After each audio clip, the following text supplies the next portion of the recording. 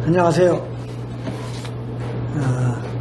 이번 강의는 코로나19 때문에 여러분하고 대면하지 못하고 이렇게 화면으로 대면하게 돼서 한편으로는 유감이지만 또 한편으로는 이렇게라도 여러분과 함께 귀한 시간 가질 수 있게 돼서 감사를 드립니다. 영육간에 늘 강건하시기 바라고, 특별히 코로나19 때문에 여러분 사역지나 여러분 자신에게 불이익이나 어려움이 없기를 우리가 함께 기도해야 되겠습니다. 이번 학기는 설교와 설교의 이론과 실제에 대한 강의가 되겠습니다. 여러분에게 설교자로서의 학문적인 그런 기초 지식을 갖게 하는 게 아니라 실질적으로 여러분의 설교를 통해서 듣는 이들이 은혜 받고 또 여러분이 말씀을 전하실 때 자신 있게 전할 수 있는 실제적인 방법론에 대해서 더 관심을 가지고 말씀을 드리려고 해요. 어차피 우리는 설교자로서 부름을 받았기 때문에 여러분이 설교에 대한 노력을 많이 하셔야 될 겁니다. 어차피 은혜는 본인들이 받으니까 나는 그냥 그냥 선포해야만 하면 되지 않나, 그렇게 생각하지 마시고 같은 떡이라도 모양 좋은 떡이 또 우리가 비주얼 있게 먹을 수 있고 또 맛도 그렇게 평가가 되는 것처럼, 우리가 설교자로서 부름을 받았다고 한다면 어떻게 말을 전달해야 될 것인가에 대한 소위 커뮤니케이션에 큰 관심을 가지고 도와야 될 거예요. 설교한다고 어떤 분은 듣는 분들을 자꾸 아주 힘들게 하는 분도 있습니다. 요즘같이 여러 가지 이렇게 전자매체가 발달된 상황에서 아날로그식으로 표현을 하고 전달한다면 듣는 분들이 참 힘들어 할 거예요. 코로나19로 인해서 비대면 예배, 언택트 시대에 우리가 화면을 많이 접하게 되는데 여러분이 느끼신 점이 많으실 줄 압니다.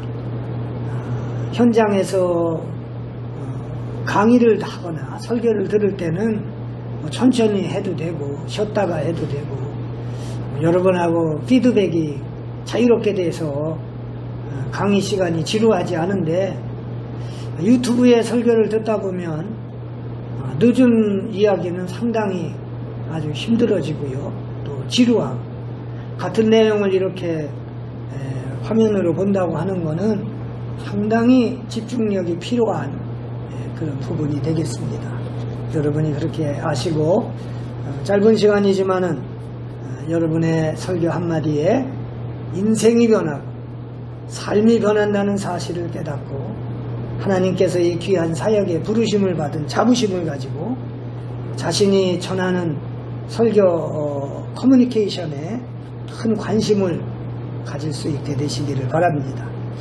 먼저 강의 내용, 그 다음에 두 번째는 강의 일정표, 그 다음에 세 번째는 이번 이 과에 대한 과제물, 그리고 다음은 설교 실제 방법론에 있어서 필요한 이론과 방법론에 대한 참고 도서, 그리고 여러분이 설교에 도움이 되는 서적들을 소개하는 것으로 첫 강의는 그렇게 구조를 가졌습니다. 먼저 강의 내용은 5개로 구분을 했습니다. 첫째는 설교의 정의, 그 다음에 두 번째는 설교자는 누구인가, 세 번째는 설교의 역사, 네 번째는 설교의 실제 방법론. 이 설교의 실제 방법론에는 6가지 중요한 포인트를 말씀을 드리고요. 마지막으로 현대설교 방법론의 새로운 흐름이 어떻게 가고 있는지 찾아서 여러분이 함께 노력해야 될 거예요. 우리는 우리 세대의 사람들에게 설교하는 거고요. 또 설교는 예언의 기능이 있습니다. 예언의 기능이라고 하는 것은 앞날을 미리 맞춘다고 하는 그런 말이 아니라 하나님의 말씀을 받은 자를 예언자라고 하는데, 설교자가 예언자의 기능이 있다고 하는 것은 다른 게 아닙니다. 하나님이 과거에 이미 끝난 사람들에게 전하라고 우리에게 당신의 메시지를 주었겠습니까? 옛날에 주신 그 메시지를 통해서 현재를 살아가는 사람들에게 어떻게 미래를 향한 방향 제시를 해줄 수 있을 것인가? 거기에 관점이 예언이라고 하는 말씀 속에 들어있다는 것을 기억해야 됩니다. 그래서 오늘 젊은 세대들이 미래를 향해서 어떠한 의식과 방향으로 나아갈 것인지를 그들보다 한 세대 앞서 사는 우리가 그들의 앞세대를 향하여 말씀의 전달을 어떻게 할 것인가에 대한 노력은 부름받은 자의 성실한 자기 노력이 될 것입니다. 여러분이 우리에게 귀한 사명 주신 거 잘 기억하시고 그렇게 함께 귀한 사역에 참 자부심을 가지고 이번 학기에 함께 할 수 있게 되길 바랍니다. 사실 우리가 설교의 텍스트는 하나님 말씀이죠. 여러분이 성경에 대한 이해를 조금 더 말씀드리자면, 사실 이 성경은 고전입니다. 고전. 이미 기록이 참 성경이라는 책 한 권은 신기하게도 처음 기록된 성경이 욥기서를 이야기하는데, 문자로 기록이 된 거는 솔로몬 왕 때 문자로 기록이 됐지만 그 전까지는 구전입니다. 그래서 성경의 첫째가 창세기지만 제일 먼저 오래전부터 구전으로 내려온 성경은 욥기서입니다. 그렇게 해서 성경이 시작이 된 시초도 몇 년인지 알 수가 없고요. 더군다나 성경의 끝장인 요한계시록은 사도 요한이 patmos섬에 유배당해서 기록이 됐다고 하는 것으로 알려져 있습니다.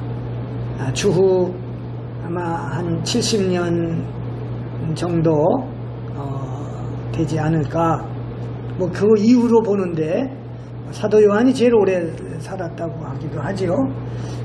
대략 따지면 성경이 마지막 쓰여진 성경이 2000년 전이라고 한다면 사실은 2000년 과거의 이야기라고 볼 수 있죠.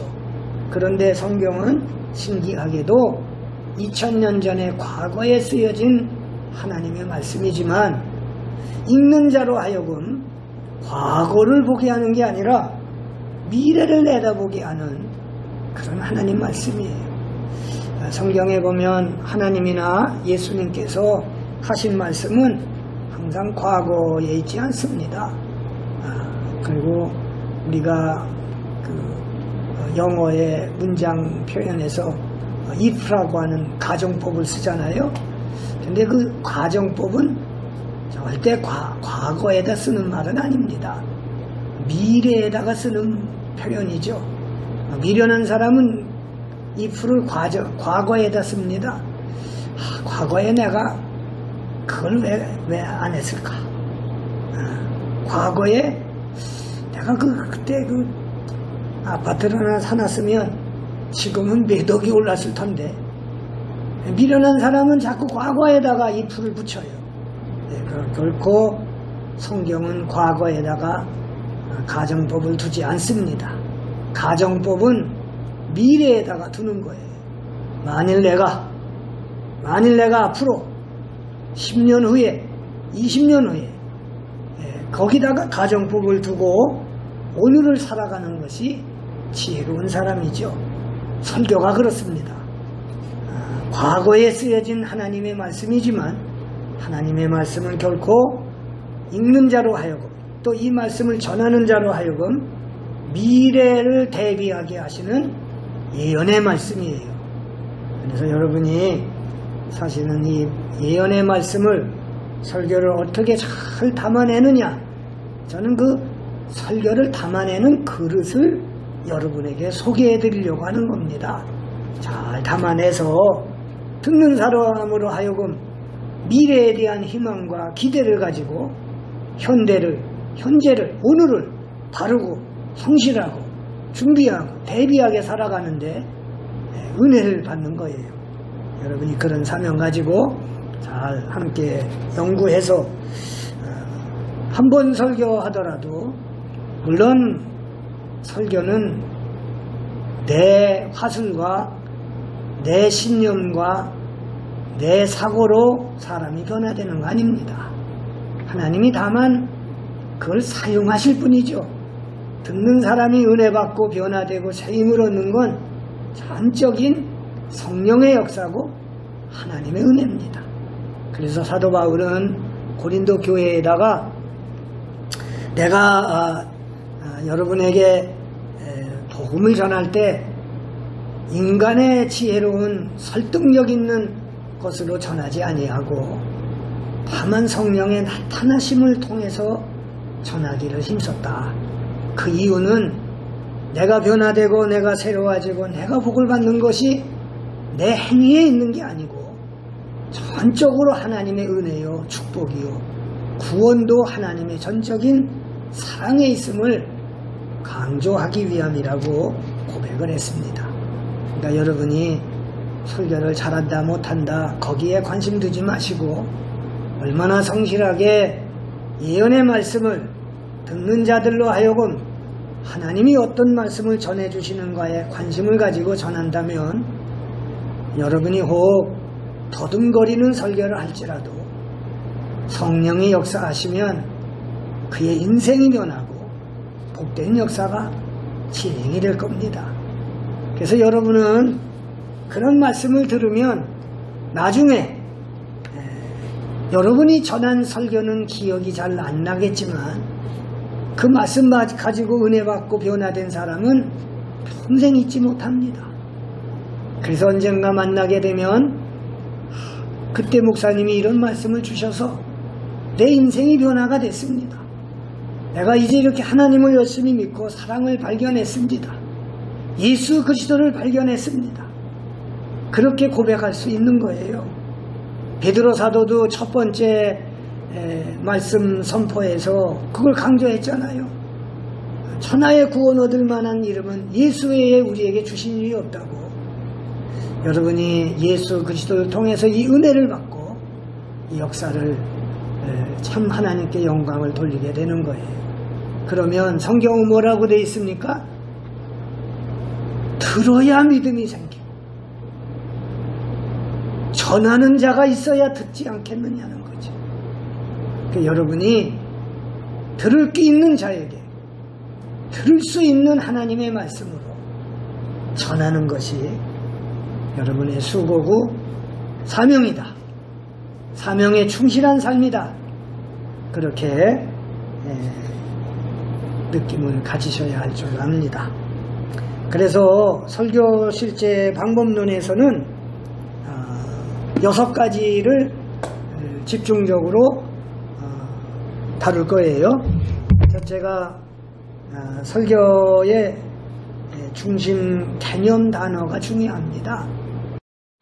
내가 텍스트를 하나 선정했으면 그 텍스트에 대한 핵심 단어 그걸 잡아야 돼요. 그래서 설교에는 수많은 참 은혜로운 개념이 많이 있지만 그걸 짧은 시간에 다 담아낼 수가 없어요. 짧은 설교에 수많은 그런 좋은 개념들을 담아낸다면 듣는 사람들은 그 개념 따라가다가 혼란해질 수밖에 없습니다. 그래서 여러분이 본문을 선택했다면 그 본문 속에 들어있는 핵심 단어가 무엇인지를 찾아서 처음부터 끝까지 일관되게 자꾸 가지치지 말고 한 관점 한 단어로 밀고 가셔야 됩니다. 그래서 실제 방법에서 제일 중요한 거는 본문을 선택한 다음에 그 본문에서 이야기하고 있는 하나님이 이 본문을 통해서 내 설교를 듣는 사람에게 이 시대에 어떤 관점으로 말씀을 전해주시려고 하시는지 하나님의 그 마음을 여러분이 위해서 기도하시고 기도하시면서 주시는 그 하나님의 마음이 설교하려고 하는 본문 속에 들어있는 단어를 잡으셔서 하셔야 됩니다. 만약에 사랑이라고 하는 핵심 단어를 잡으셨다고 한다면 이 본문을 통해서 하나님은 사랑을 어떻게 표현하고 계시는지 그리고 그 사랑을 우리 교우들에게 어떻게 하나님 말씀으로 전달해 주어야 할지 여러분이 그것은 여러분의 몫이에요. 설교자의 몫입니다. 그래서 때로는 직접 화법으로 말씀할 수도 있고요. 근데 직접 화법으로 설교하시면 아주 임팩트하게 파워풀한 것 같지만 때로는 듣는 사람들이 상처받고 어려움을 힘든 경우도 있습니다. 이제 간접 화법으로 이야기를 나누다 본다면 말은 부드럽고 우회적이고 어떻게 보면 포괄적인 내용 같은데 얼마나 듣는 사람이 그것을 사랑이라는 관점으로 깨달아지느냐는 상당히 좀 시간이 걸릴 것이고 조금 더 숙고할 수 있는 거가 되겠죠. 물론 내 설교에 성령이 함께 하소서 설교자를 사랑하기는 것보다 말씀을 듣는 자를 위해서 여러분의 양떼들에게 하나님의 사랑과 마음이 전달될 수 있게 우리 설교자는 열심히 기도하고 듣는 자들보다 앞서 좀 더 각성하고 진실하게 하나님 앞에 선 자만이 그 역사가 함께 할 겁니다. 그 다음에 실제 방법론에서 이제 설교의 전달 구조가 있어요. 어떤 형태를 갖느냐 매우 중요하죠. 설교의 실제 방법론에서 사실은 그동안 여러 설교 형태가 있습니다. 주석 설교, 강해 설교, 본문 설교, 제목 설교 뭐 이런 게 있는데 그것은 내용적인 구조의 문제고요. 이 모든 뭐 그거나 이제 현재 옛날에는 대개 1971년 1년을 기준으로 하는 거는 1971년 이전까지는 설교가 연역적인 구조를 가졌습니다. 연역적인 방법이라는 거는 교육할 때가 좋죠. 그래서 되게 연역적인 거는 되게 첫째, 둘째, 셋째 이렇게 결론을 앞에다가 놓습니다. 단락의 결론이죠.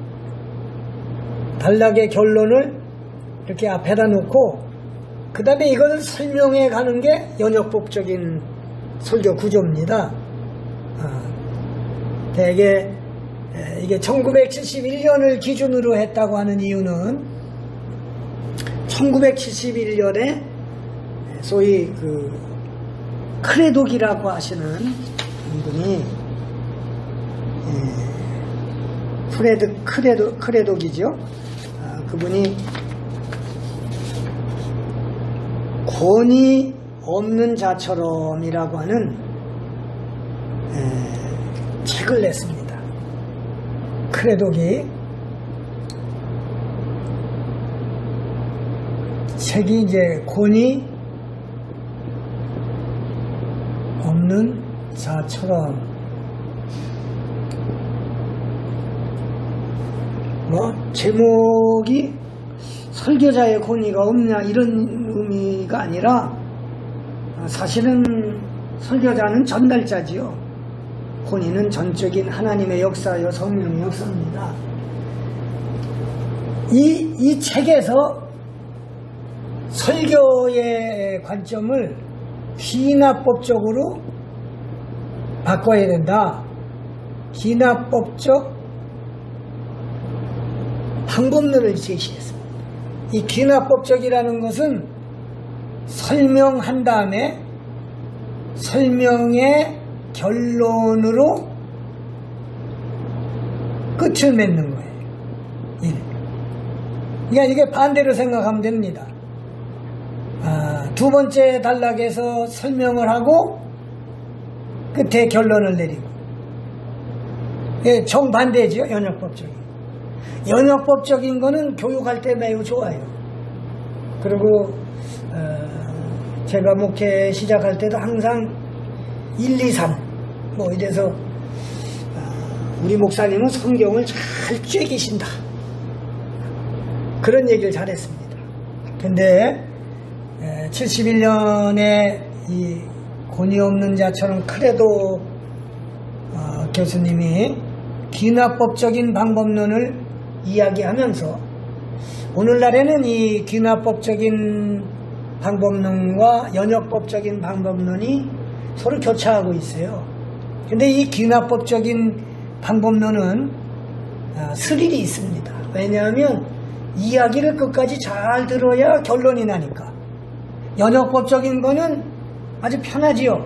뭐 결론이 미니 1번 첫째, 우리는 이렇게 살아야 됩니다. 다 결론이 나 있는 얘기를 먼저 하니까 그 다음에 그거 설명하니까 졸기 딱 좋지요. 뭐 결론 다 들었는데 그 다음에 그거에 대한 설명이니까. 그런데 귀납법적인 방법은 설명을 잘 들어야, 정신 차리고 들어야, 졸지 말고 들어야 결론을 들을 수가 있으니까 이거는 그만큼 설교하는 데서는 귀납법적인 방법으로 해야 돼. 지금은 이 귀납법적인 방법이 많이 활용이 돼서 이 귀납법적인 방법론에 기초한 설교가, 그래서 이제 설명을 하려면 어떻게 해야 되겠어요? 이야기가 필요합니다. 그래서 이야기식 설교, 내러티브 프리칭. 그 다음에 이야기식 설교가 뭐가 있겠어요? 설교자는 뭐가 돼요? 이야기꾼이 돼야 돼요. 그래서 스토리텔러가 돼야 됩니다. 그러니까 이 설교가 옛날에는 권위 있게 막 첫째, 둘째, 셋째 상당히 임팩트하고 파워풀하고 권위 있는 것처럼 들리죠. 그래도 교수가 귀납법적으로 하라는 거는 그런 그 권위주의적인 방법이 아니라 스토리텔러가 그렇게 여러분 첫째, 둘째 이렇게 하면서 이야기가 되겠어요? 옛날 이야기 하듯이 또 정말 현장감 있게 그렇게 이야기하면서 듣다 보면 결론이 나는 거죠. 그래서 이렇게 이야기 설교, 스토리텔링 식으로 이게 이제 더 발전이 됩니다. 그래가지고 지금은 뭐 드라마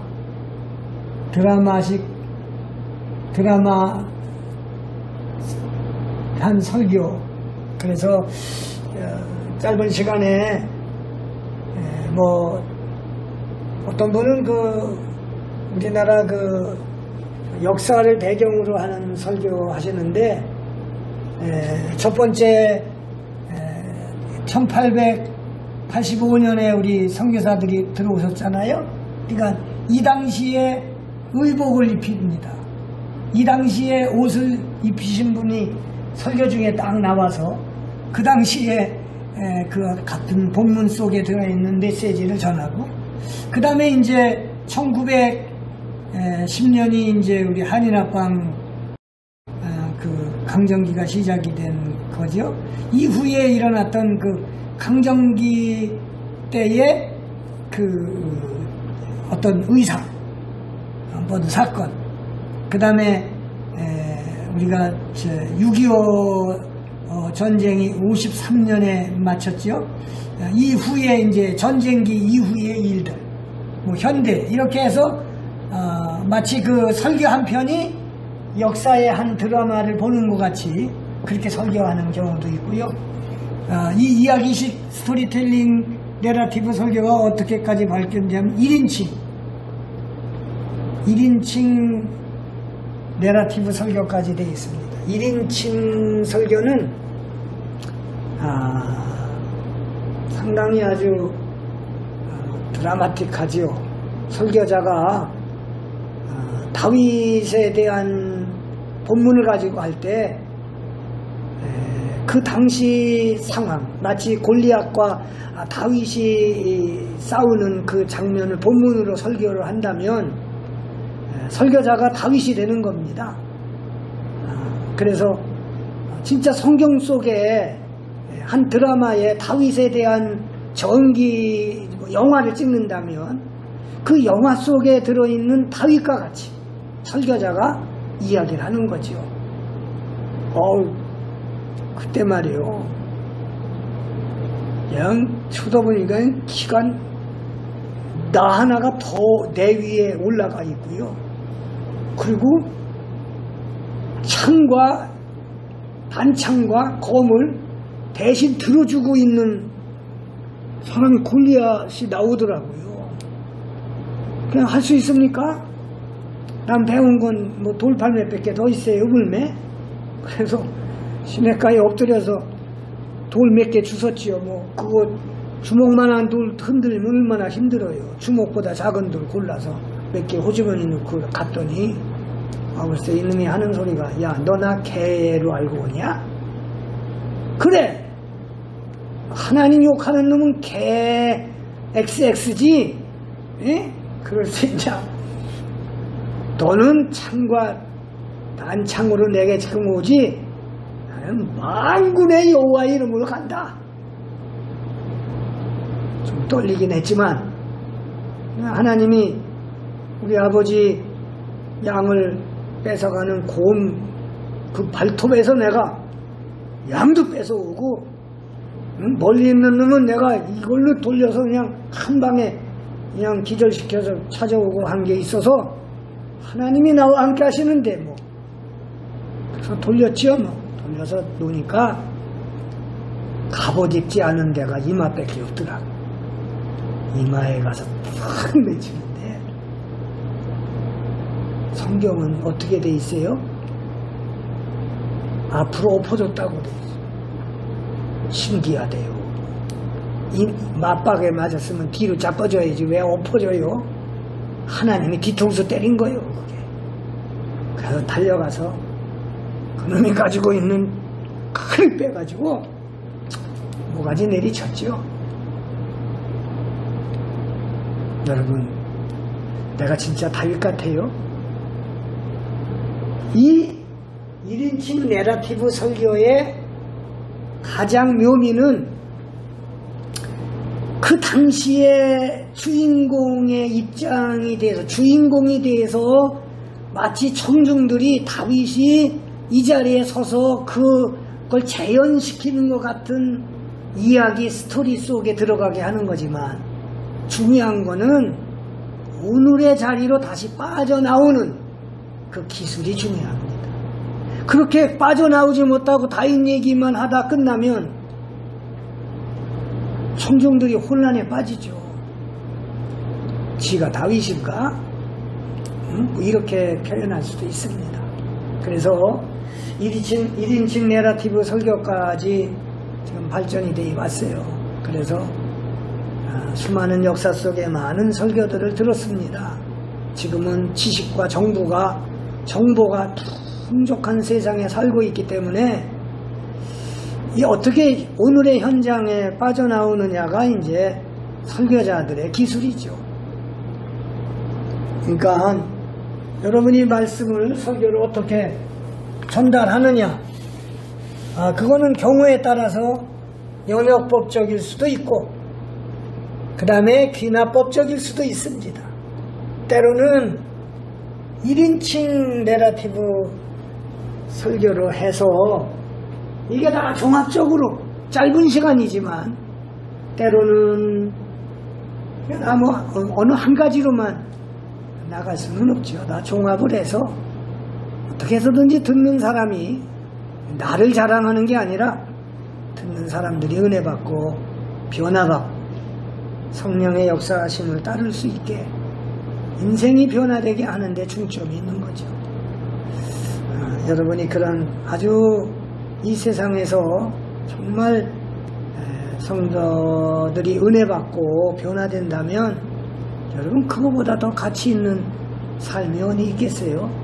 우리 설교자들의 보람은 듣는 이들이 은혜 받고 삶이 변화가 되고 자기가 각성이 된다면 거기에 그보다 큰 보람이 없을 겁니다. 그 다음에 세 번째가 설교와 설교자의 본문 재구성력입니다. 이렇게 본문을 가지고 사실 설교는 듣는 자들이 있어야 되잖아요. 청중과 전하는 자 그리고 텍스트를 가지고 어떻게 이것을 구성해 나가느냐 그게 참 중요하죠. 그 다음에 설교 전달 방법에서는 예화를 빼놓을 수가 없습니다. 설교학자들이 말하기를 예화는 창문과 같다고 그랬어요. 집을 지을 때 창문 없는 집은 감옥 같은 지하 감옥 같은 집이 되고 맙니다. 그래서 창문 역할을 하는 것이 예화다. 예화를 위한 예화가 아니라 하나님 말씀에 대한 더 풍요로운 은혜를 위해서 사실은 예화가 많이 필요하죠. 우리 많이 알려진 책 중에 고대로 지금까지 시작되고 있는 책 중에 하나가 이솝의 우화입니다. 그거는 이제 예화라고 얘기하지 않지요. 동물들을 사람의 성격에 비유해서 표현했는데 사실은 그걸 비유라고 하지 않고 우화라고 얘기를 합니다. 그래서 이솝의 우화는 많이 뭐 변형도 되고 또 뭐 후속 이야기도 많이 나오고 하지만 그 바람에 이제 동물들이 순수한 동물들이 악당도 되지요. 나쁜 아주 속이 웅큼하고 피해주는 사람을 늑대 같다 그러는데 사실 늑대는 그렇게 나쁜 동물도 아닙니다. 자연 세계에 하나님이 어떤 순환을 위해서 만들어준 그런 동물이지 늑대가 그렇게 나쁘고 좋고 그런 거 아닙니다. 그건 다 여우도 마찬가지죠. 우리 사람 보고 욕할 때 여우 같은 사람이다 그렇게 얘기를 하는데 사실 뭐 그건 우리 인간의 관점에서 인간의 어떤 그 감정이나 욕망이나 이런 걸 동물의 어떤 특성에다가 비유해서 한 건데 그 바람에 이제 동물들이 좀 순환을 당하기도 했죠. 그러나 예수님은 우화를 거의 말씀 안 하셨어요. 한 군데 말씀하신 데가 제자들을 복음을 보내시면서 너희는 뱀같이 지혜롭고 비둘기같이 순결하라. 그럴 때 동물을 이렇게 빗대서 말씀하셨습니다. 예수님이 뱀이 지혜롭다 하는 것을 그때 표현하셨고요. 또 비둘기는 순결한 것으로 표현을 하셨습니다. 예수님이 세례받고 올라오실 때도 성령이 예수님의 머리에 임재하실 때 마치 비둘기가 내려앉는 것 같은 형상으로 보여주셨습니다. 근데 그 어떤 형상이냐 그게 중요한 게 아니라 예수님이 이 세상에서 진리를 그 어려운 진리를 깨우쳐 주시기 위해서 사용하신 것이 비유입니다. 예수님의 유명한 비유는 다 정말 우리 인생에 꼭 필요한 부분들 이야기죠. 대개 제일 유명한 비유가 어떤 비유예요? 탕자의 비유죠. 아버지의 사랑, 하나님 아버지의 사랑이 어떤 모습인지, 그리고 우리 자녀들은 타락하고 범죄에서도 다시 하나님 앞으로 돌아오는 것이 귀중하다. 우리가 공동체 생활을 하다 보면 때로는 참 용서하기 힘든 사람도 있습니다. 그러나 참 용서를 구하고 다가오는 이들에게 사실은 그 탕자의 비유가 하나님의 메시지가 되어질 수 있지요. 구약에서도 보면, 성경을 그런 관점에서 보면 또 많은 설교가 나옵니다. 에서와 야곱의 이야기도, 야곱은 사실 인생의 절정을 여러 번 경험한 사람이에요. 사실 뭐 어떻게 보면 천국과 지옥을 경험했다고도 이렇게 표현할 수도 있지만, 야곱만큼 그렇게 굴곡 많은 인생을 산 사람도 드물 거예요. 그가 어려서 본의 아니게 자기 생각으로는 형을 좀 능가해야 되겠다. 같은 날 비슷한 시기에 형이 그만 먼저 나가는 바람에 뒤꿈치 붙잡고 나온 그거 하나로 동생이 돼버려서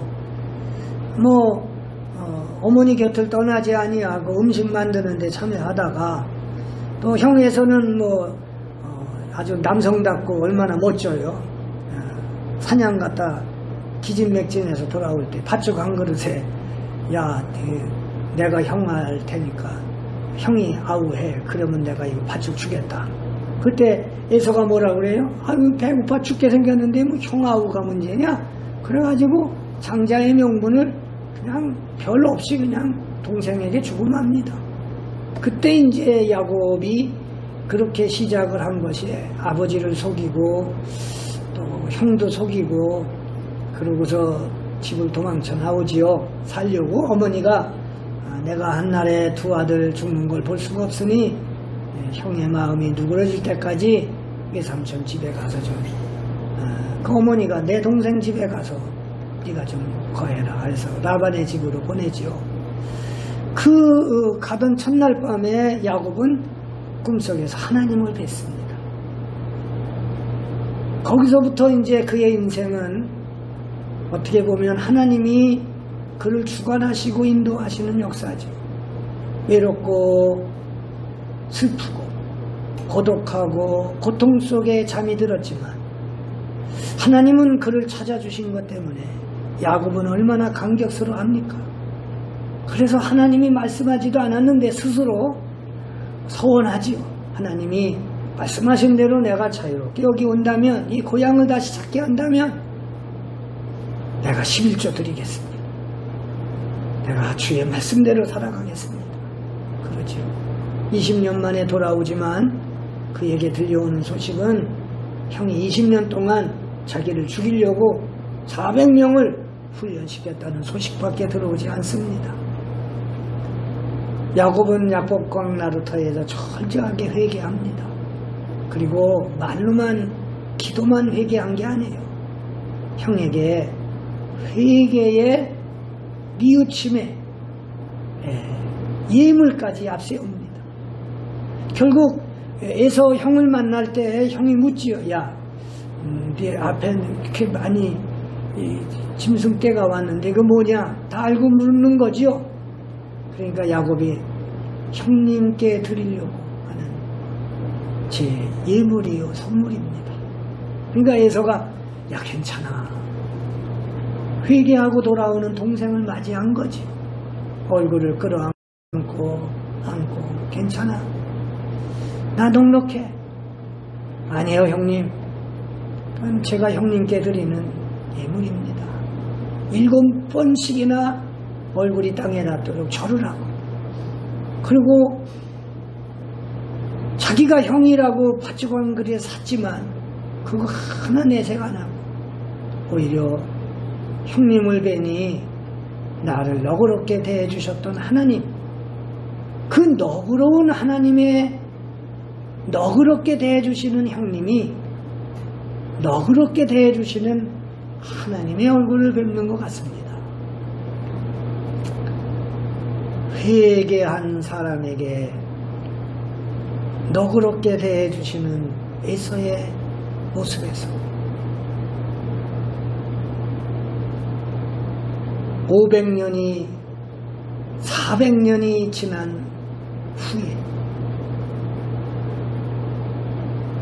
야곱의 자손들이 광야 애굽에서 탈출해서 출애굽에서 가나안 땅을 목전에 두고 갈 때 에서의 후손인 에돔의 형제들에게 하나님은 그때 역사하시죠. 에돔과는 싸우지 말거라.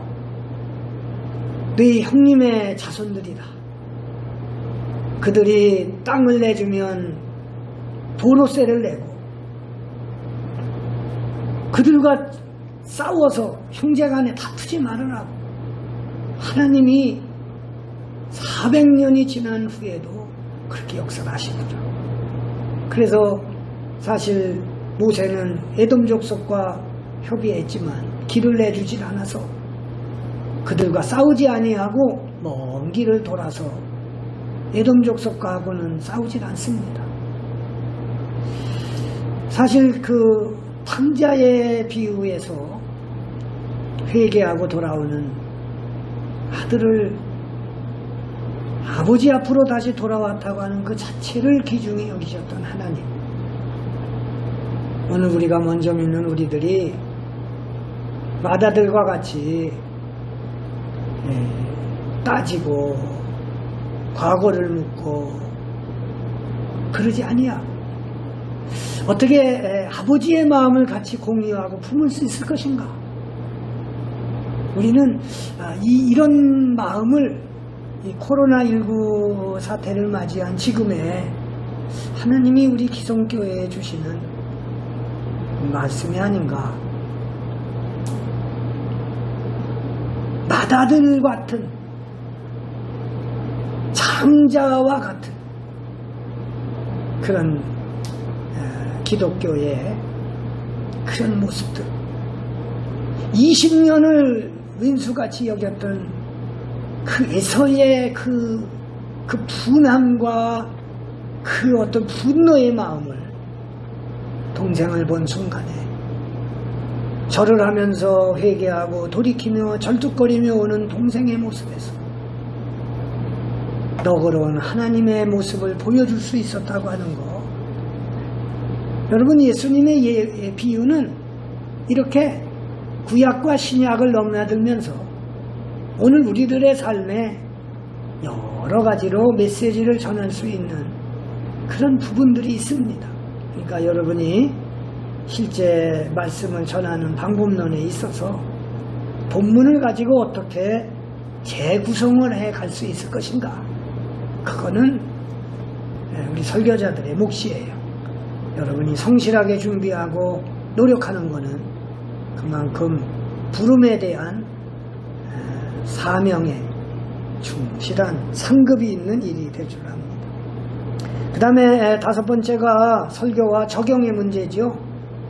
제일 아주 귀한 잘하는 설교는 듣는 자들이 그 말씀대로 적용할 수 있는 설교. 매우 중요하죠. 예수님도 공생의 기간에 기록된 마태, 마가, 누가 사복음서를 보면 사실 예수님만이 그런 게 아니라 창세기에서부터 하나님은 계시록까지 많은 질문이 들어있어요. 그 질문이라고 하는 것 자체가 내가 어떻게 말씀대로 살아갈 것인가, 그걸 묻는 겁니다. 질문은 질문하는 사람의 어떤 수준, 레벨을 알 수가 있어요. 여러분이 어떤 질문을 하느냐에 여러분의 정체성이 달려 있습니다. 여러분의 실력도 평가합니다. 그래서 사실 질문은 하나님이 제일 먼저 하셨고 예수님이 제일 많이 질문을 하셨어요. 그거는 내가 적용을 어떻게 하느냐죠. 적용을. 젊은 율법사가 예수님에게 질문하지요. 어떻게 하여야 영생을 얻을 수 있겠습니까? 내가 무엇을 알고 있느냐? 모세의 율법을 알고 있습니다. 예수님이 물으시는 질문이 그로 하여금 예수님의 의도하시는 말씀대로 살아갈 수 있게 하는 길을 열어주시는 방법이에요. 그러니까 적용의 문제에서 여러분이 듣는 자들로 하여금 내가 이 말씀을 내 삶에 어떻게 적용할 것인가, 그런 그 욕구가 일어나게 하는 설교가 제일 훌륭한 설교라고 이야기를 합니다. 그 다음에 6번째는 이거는 효과적인 문제를 다루는 겁니다. 이것은 이제 역전환, 때로는 수평이동, 이런 얘기를 합니다. 수평이동이라고 하는 거는 다른 거 아니에요. 성경을, 역사를 한 줄로 보는 겁니다. 평면으로. 그래서 창세기를 이렇게 한 선에서 보면, 여기 이쪽은 현대지요. 창세기를 현대 똑같은 자리에 어떻게 설명하느냐, 이게 이제 수평이동입니다. 야곱의 시대가 오늘의 시대로 설교되어질 수 있는 것, 그거는 이걸 수평이동이라고 그러죠. 그 다음에 역전이라고 하는 것은 부정을 강조하면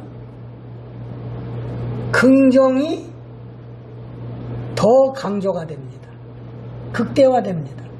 그래서 긍정을 극대화시키기 위해서는 부정적인 것을 굉장히 강조하면 돼요.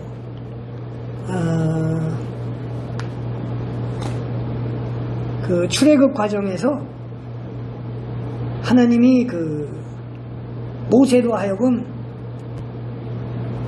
홍해 바다 앞까지 인도하시잖아요. 근데 성경에 보면 홍해 바다 앞에 이르렀을 때 뒤에서는 누가 쫓아옵니까? 애굽의 소위 말해 기병대가 쫓아옵니다. 모든 왕의 근위병들이죠. 특전사가 쫓아옵니다. 뒤에는. 그래서 뒤로 돌아갈 수는 없어요. 안 돼요. 앞으로는 홍해가 가로막고 있습니다. 그러면 양옆으로 가면 되지 않아요? 근데 양옆은 비아히롯과 같이 이게 다 절벽이에요. 절벽. 사실 막다른 골목입니다. 그러고서 홍해 앞에 이르렀을 때 많은 백성들이 뭐라고 해요? 모세를 원망하죠. 이제 뒤로 갈 수도 없고, 야, 우리 애굽에 죽을 자리가 없어서 이 바다에다 수장시키려고 이쪽으로 인도했냐? 그런 경우밖에 없어요. 오죽했으면 모세가 할 말을 잃어버리고 엎드려만 있었겠습니까? 그러니까 하나님 뭐라 그래요? 마지막에 모세 보고, 야, 일어나서 너 가만히 있어봐. 하나님이 어떻게 역사하시는지 가만히 있어봐. 그러면서 모세로 하여금 지팡이를 바다를 향해서 내밀려고 합니다. 그러니까 모세가 지팡이를 내미니까 홍해가 갈라져서 새로운 길이 열려지잖아요. 근데 이 본문을 가지고 이 역전이 관점에서 설계한다면 이걸 부정적으로 다루는 거예요. 뒤에는 구름대같이 막 중무장한 애국 군대가 쳐들어오죠. 옆에는 절벽입니다. 한 사람 겨우 제주꾼이나 올라가지 이거 못 올라갑니다. 수많은 사람들. 양쪽이 다 그렇지요. 앞에는 홍해바다지요. 이럴 수가 있습니까? 인간의 한계, 이거 이겨나갈 수 있는 방법 없습니다.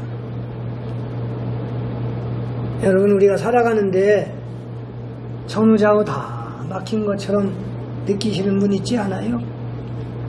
여러분이 혹시라도 여러분 중에 직관력이 좀 뛰어나신 설교자는 그 자리에 그런 분이 앉아있는 거 압니다. 그러면 그렇게 직선적으로 얘기하는 분도 있어요. 인생에 너무 다 길이 막혀가지고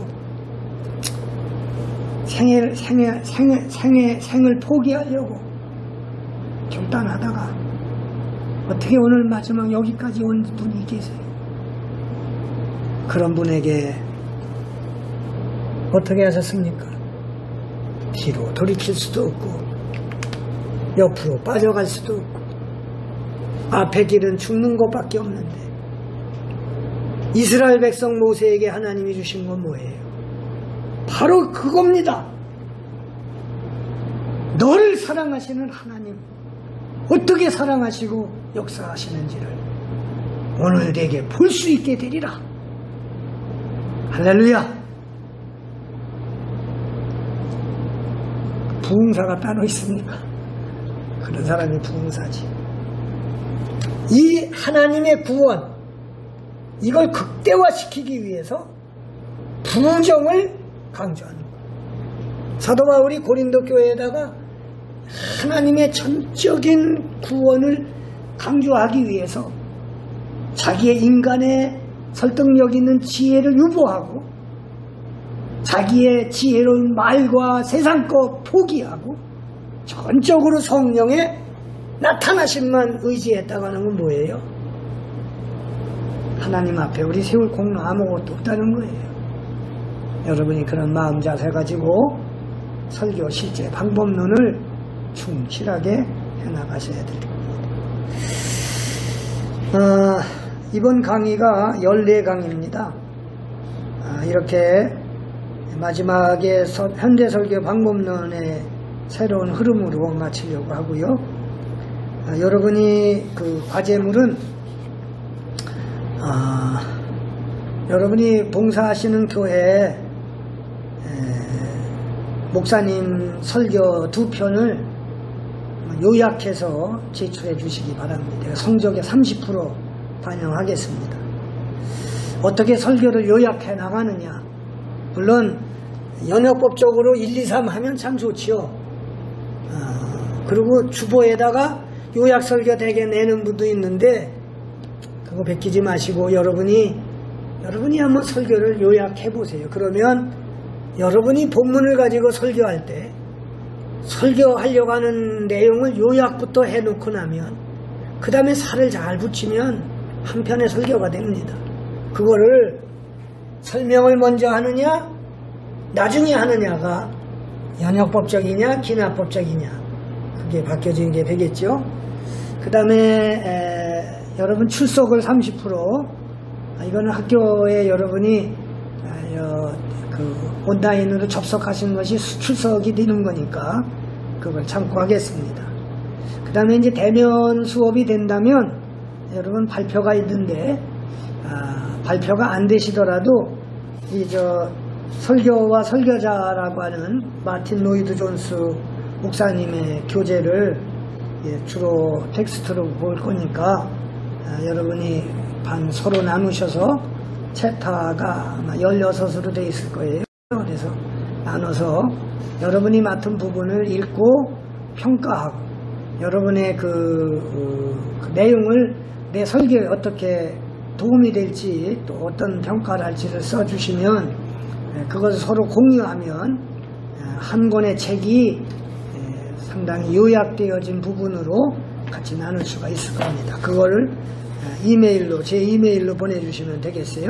그거 30% 그리고 여러분 자신의 설교를 한번 써보세요. 취임 설교라든가 내가 어디 모임에 가서 대표 설교한다 생각하고 그걸 미리 작성을 해 보시면 그게 이제 그걸 제출하시면 그 10% 그렇게 해서 100% 한정해서 성적표를 가시려고 합니다. 참고도서 설명은 다음에 이제 하면서 설명을 드리려고 하고요.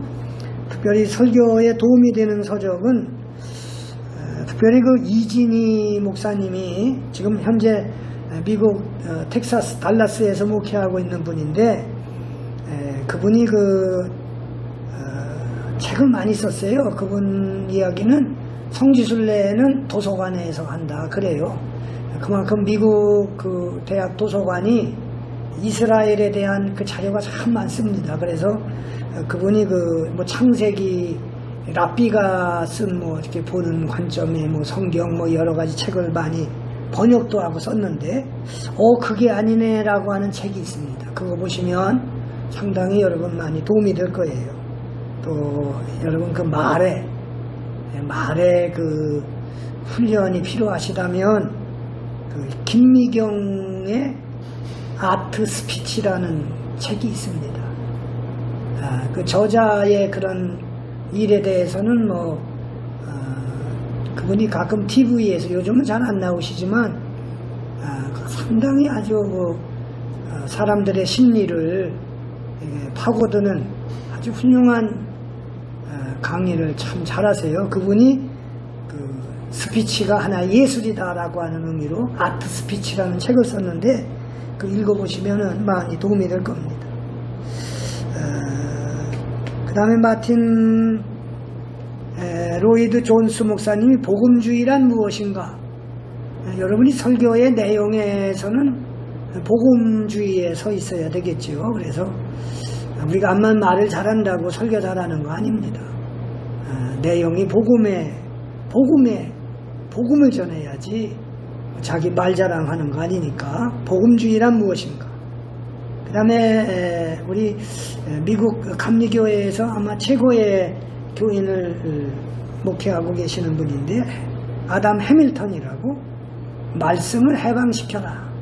그분이 그 설교에 대한 책이죠. 보시면 되겠고요. 케네스 핵인이라고 하는 분인데 기름 부음의 이해라는 책이 있습니다. 이분은 신유 은사가 아주 강하셔서 어떤 분은 이 책을 읽으면서 막 손이 떨리고 막 그런 역사가 나타났다고 고백하는 분도 있어요. 케네스 핵인이 쓴 기름 부음의 이해. 여러분 설교자는 다 성령의 기름 부었다 생각하시면 됩니다. 존 파이퍼, 이분은 은퇴하셨지만 아주 미국의 대표적인 복음주의 설교가입니다. 이분의 설교를 듣기 위해서 이분이 있는 지역으로 이사간 교인도 참 많아요. 하나님을 설교하라, 그런 책이고. 앤디 스탠리라고 하는 분이 쓴 내 인생을 바꾸는 결정의 습관이라는 책이 있습니다. 나중에 다 프린터해서 드리겠습니다만은 그게 여러분이 참고하시면은